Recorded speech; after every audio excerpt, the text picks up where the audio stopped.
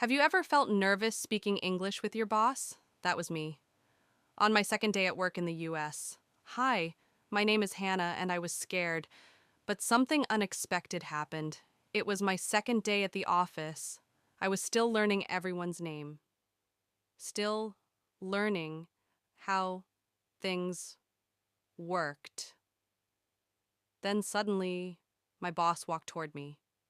My heart started beating fast. I thought, oh no, and what if I don't understand? I just took a deep breath, calmed down, and waited to see what my boss would say. My boss said, "Good morning. How's everything going so far?" Me, "Good morning. It's going well, thank you. I'm still learning a lot." My boss said, "That's totally normal. Don't worry about it. Are you settling in okay?" Me, "Yes. Everyone has been really friendly." My boss said, "That's great to hear. If you need anything, just let me know." Me, "Actually, I have a question about the schedule." My boss said, "Sure, what's up?" Me, "I just want to make sure I understand the tasks for today." My boss said, "No problem.